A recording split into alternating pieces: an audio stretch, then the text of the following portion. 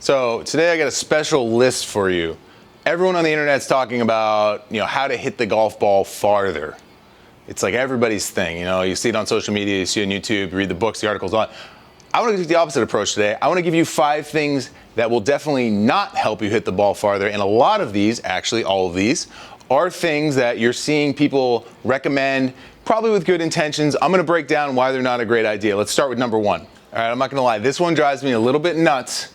You hear it a lot, you see it a lot, you even hear it on TV. And I definitely see people on the internet training this. And it is the idea that you should squat and explode to create more power.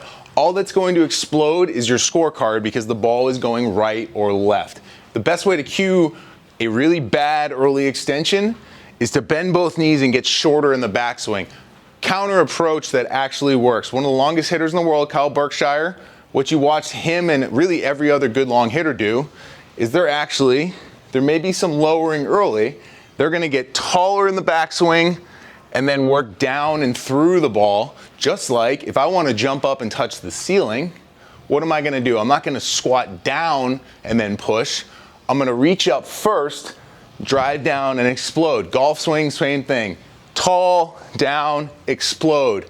If somebody says load and explode, squat and explode, kindly walk away from them. Listen to this advice, you're going to get more speed. Okay, I consider myself a man of science somewhat.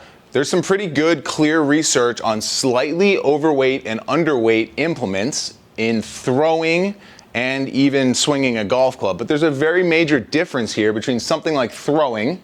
So if this is a baseball, softball, slightly overweight and underweight, but I'm really trying to execute the same thing.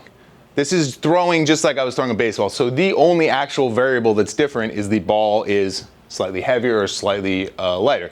Very important caveat there.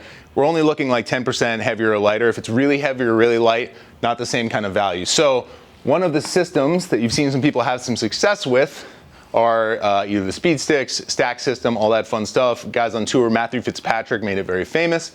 Great. A lot of benefit for there, but I'm going to explain why it may not be the best thing for amateurs, because if I'm swinging this, remember I just mentioned throwing the ball, exactly the same thing. The problem with this, look what's not on the end of it. There's no club head. Why is that different, you ask? Because my goal with a driver, for instance here, I'm trying to put all the energy, the most energy at the ball, down this shaft from my body into the at the club head into the ball at impact. This implement does not have the same objective because it's not on there.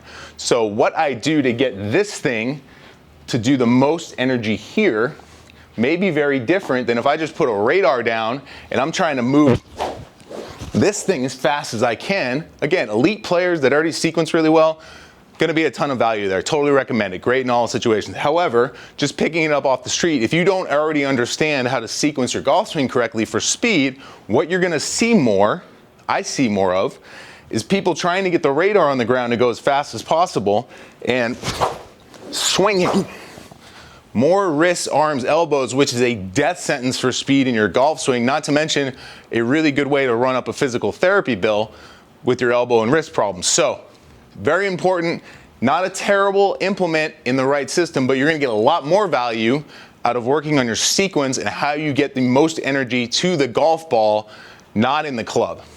Okay, one of the most misunderstood concepts is separation in the golf swing. It's like this weird mystical thing that people freak out about because they can't do it. I can't separate.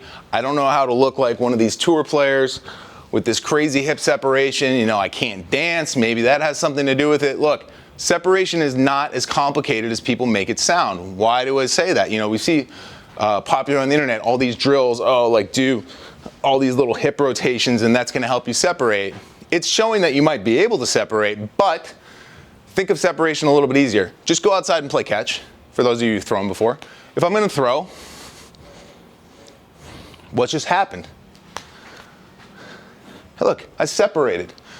My hips are leading my arm, just like I'm trying to get my golf swing. Why can't I figure it out in my golf swing? Because your concept of your golf swing does not involve your lower body leading your upper body. That's all it is. It has to start first. If I get my lower body going before my arms, it's going to lead, just like I'm throwing. My arm doesn't come out until I've already stepped And as I'm coming through, now I'm already opening.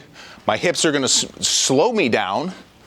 All the energy goes out to my arm. Boom, I've got more speed and velocity, and I've separated. So don't make the golf swing more complicated than it is. You're not gonna get to the top and then just do this weird separation thing. It's just a function of, imagine like you're playing catch. So a great drill I use a lot for people for this is just a one-handed swing. Practice hitting with or without a ball, one hand. What has to happen is I have to hit it anywhere. I have to lead with my lower half to figure it out. So give that a shot. Much better way to create speed. Another myth out there for creating more speed, people see John Daly, they see these long drivers on TV, so well, if I just turn a little bit farther, I'll hit it farther. Interesting, makes sense in theory, right? John's one of the longer hitters in PGA Tour history, at least for his time.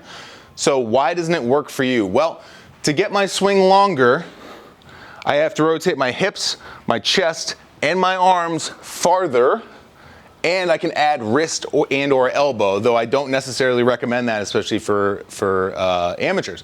But what's the other half of that? If I do all of that, I still have to arrive back in the perfect sequence. So the farther I go back, the harder it becomes to sequence that all up correctly. One very underrated thing about John Daly, his sequence is awesome.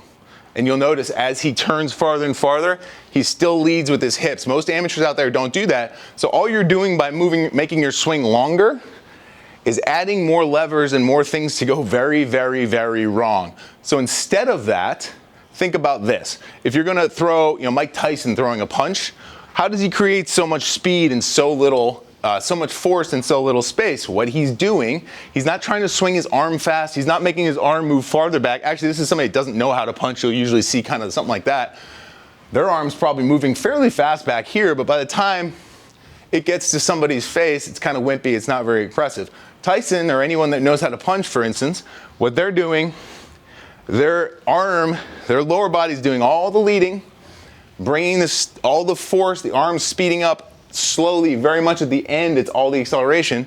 Arms just relax, boom, all the power through it. Same thing with the golf swing. So instead of trying to get longer with your swing, work on getting shorter, the opposite. Figure out what I call the phone booth drill.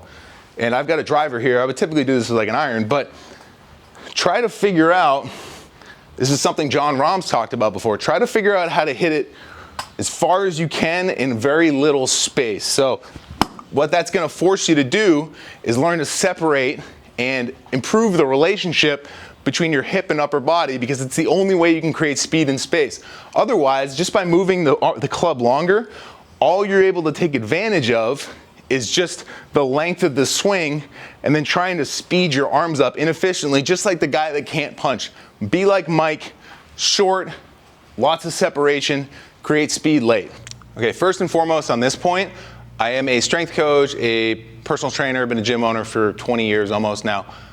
I believe in the power of exercise for sport, obviously, but I think one of the things that people get confused about with golf and golf fitness, as far as like adding power goes, is like you're really trying to build the hardware of the swing, not the software. What do I mean by that? Well, I see a lot of drills online where people they're demonstrating something that I know from a fundamental sequencing, as far as like a swing instructor goes, is incorrect. So they're actually grooving a pattern for somebody for something that looks way too much like the golf swing that may actually confuse your brain. So again, getting stronger, more mobile, more explosive, protecting from injury, all that's awesome. Obviously I believe in it. I've owned a gym for almost 20 years based on those principles, but what I don't want to see and doesn't help you and that you won't get on the internet is drills that kind of look like the golf swing but aren't in the proper sequencing. So something like, I see a lot of like, kind of turn and load over here and then swinging around. That's just an example of stuff we'll see out there, but this is not fundamentally, from a sequencing standpoint, what we're looking for more speed. So avoid doing exercises that look too much like the golf swing, especially if they're prescribed for somebody that doesn't necessarily understand the biomechanics of the golf swing completely, and you're gonna hit it a lot farther. Just keep the swing, the software, work on that, work on drills that somebody's given you that is your swing coach, and keep the strength stuff to just building bigger, harder. Get bigger, stronger, faster, more explosive. Do all that, you're gonna hit it farther.